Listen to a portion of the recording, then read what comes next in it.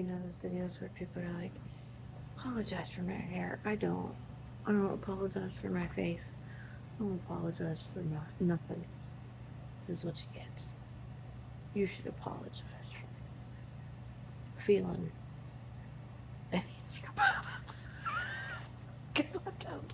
Anyway, so, like, I was going to tell the story. I thought about it today. And, like, um, like, I have not had a whole lot of, like, adults or teachers or people in my life up until this point. Of course, right now things are a little different than they used to be. But,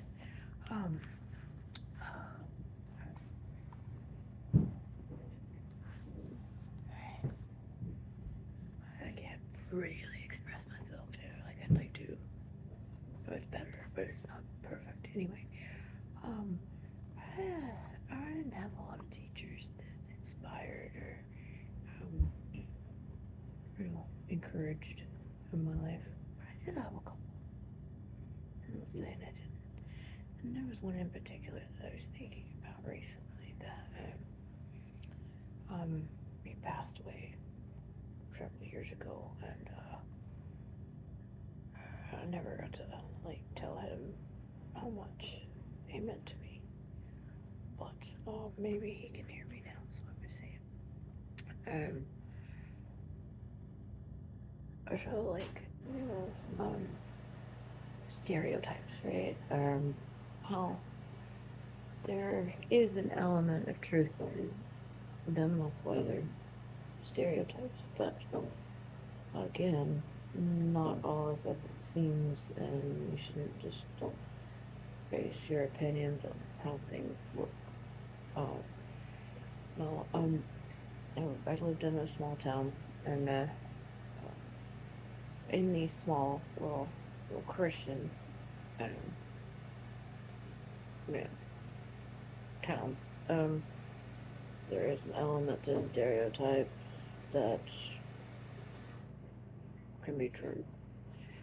And a lot of times in these small towns, sports, football in particular, or things of that nature tend to hold a lot of importance, because I'm not really sure why.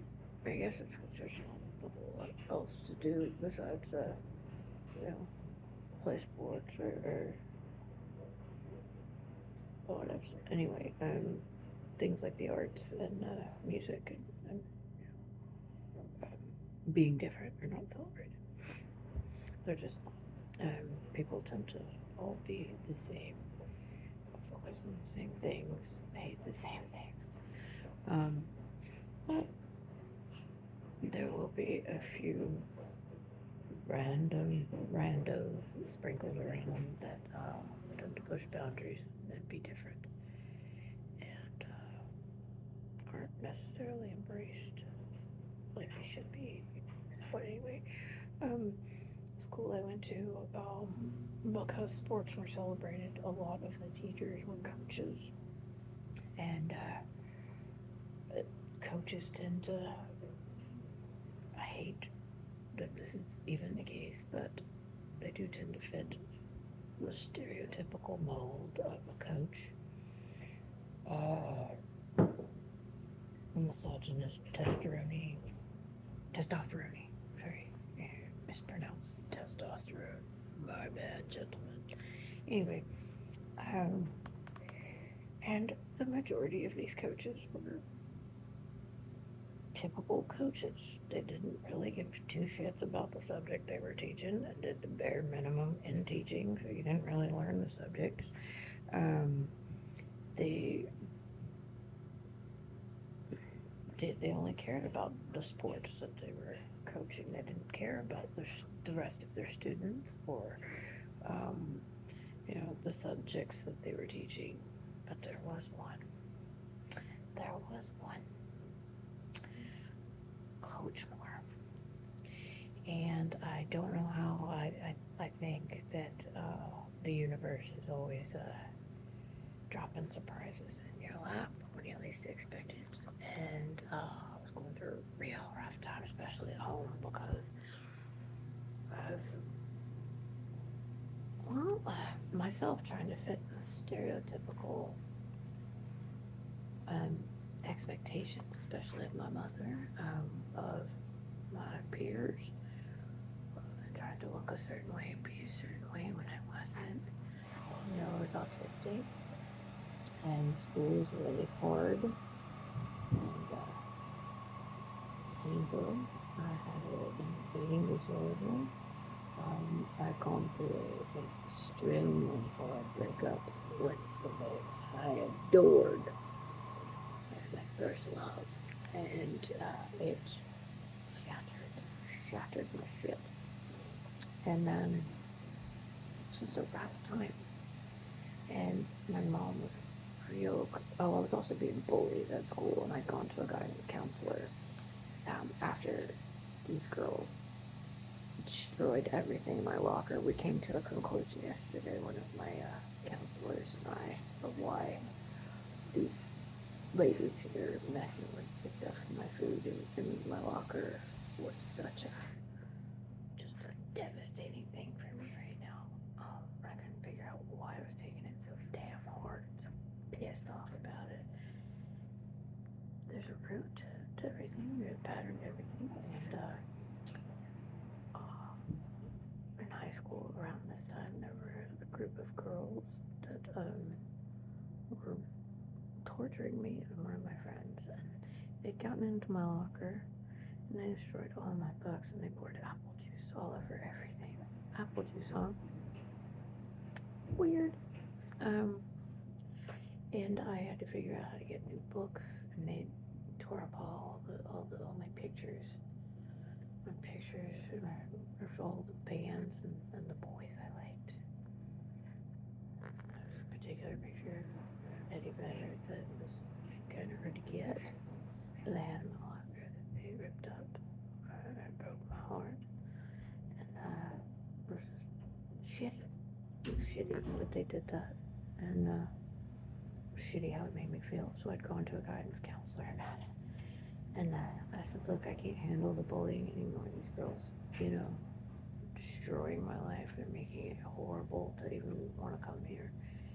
And it's making it hard for me to learn. And the guidance counselor said, well, I know those girls. They're good girls. And they're having a hard time at home. One girl's parents are getting divorced. It's just a rough time for them. So I suggest that since school is so hard for you, you should probably just quit. You're getting into the age now where it'd be fine if you just went ahead and quit school. So once again, there's the authority figures taking the side of the bullies instead of protecting the victim. Weird. Anyway, so Coach Moore, I got in this class for SAT prep elective. I didn't want to take it. I didn't care at that point with everything going on at home or at school about the SAT. The first day I walked into this man's class, and there was a prompt written on the board, and he made us get these journals, and at the beginning of class he would write a prompt on the board, and he would ask us to write our opinion about whatever the prompt was. The first day it was, what are your thoughts on abortion? Honestly, it wasn't a Christian school, it was a public school, but it was a Christian school. I mean, we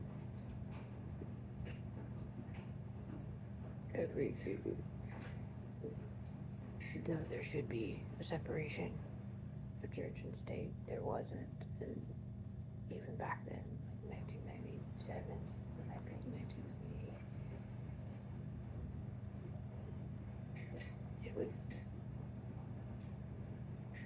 actually easier. Like there, I don't know. Anyway, whatever. I don't need to come to conclusions or put the patterns together right now. Anyway, um, this was so like thrilling and exciting. I was like, wait, and he said, whatever your opinions are, doesn't matter. Doesn't matter what other people think. Just write your opinion. And so I did. It was exciting.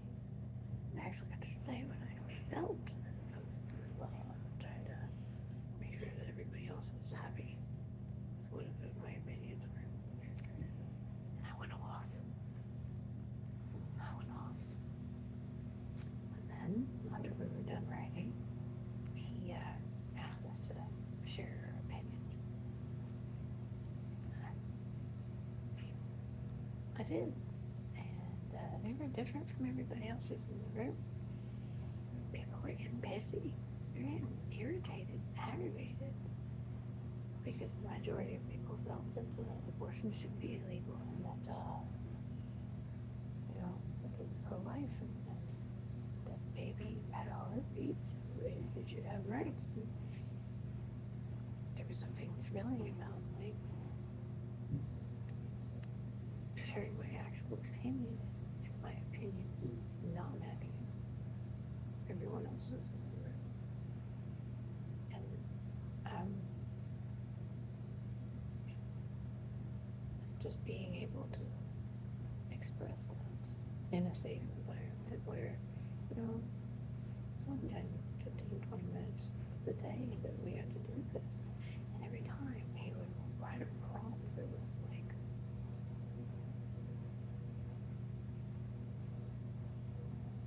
controversial.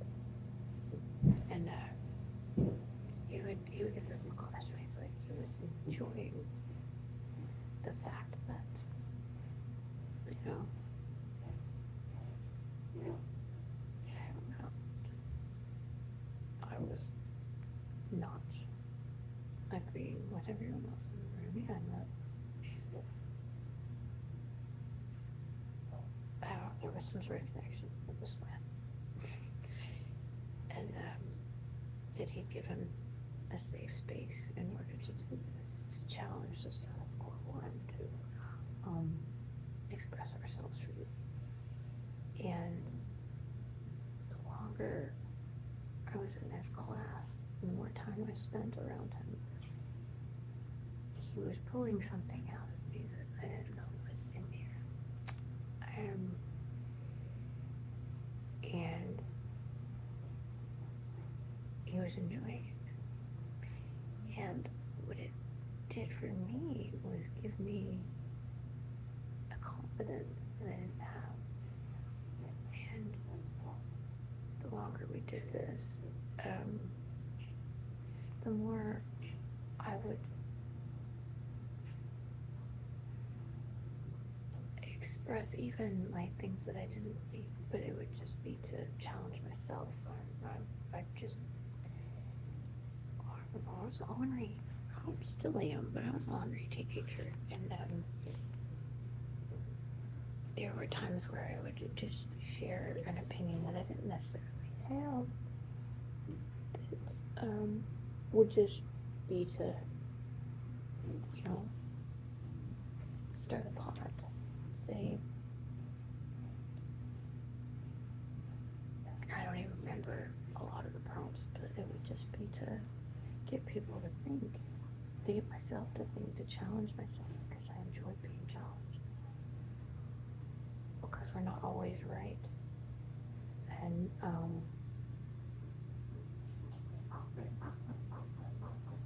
you can, I don't know, really get yourself to think about things in a different way than you were taught by doing little things like that. And as I got closer to him, well, as a person, and we developed a friendship. And he would joke with me about like some of the things that I would say. And, hey, you didn't believe that, did you?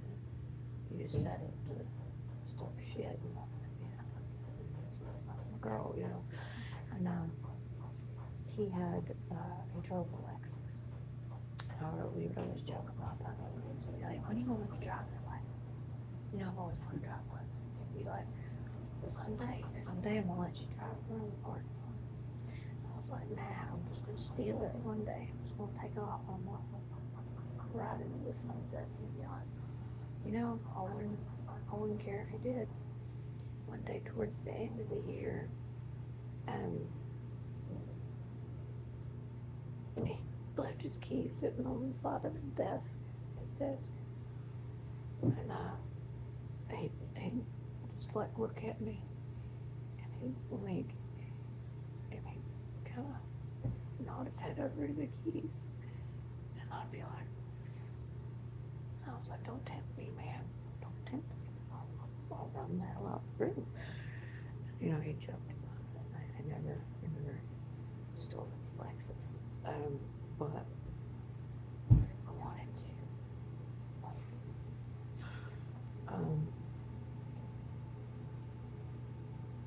And he passed away a few years ago. I never got to tell him how much his class meant to me. I even failed it on purpose so I could take it for the second semester. I never told him that either. Just because I loved it. It was so much fun. He was fun. And he made me think. And he challenged me in ways that no missionary ever took the time to. And you know, it was a dumb SAT prep class. And I didn't really learn how to take the SATs in that class. But I learned a lot about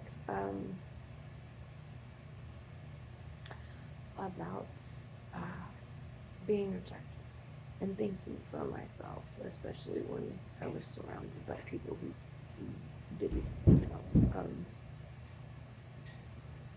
And now, well, he taught me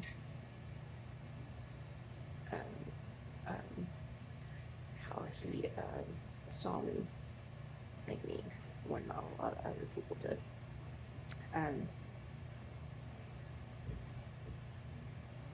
Now it means more than I could ever express, and I'm so grateful. And I loved him very dearly. So, what's more, thank you for everything.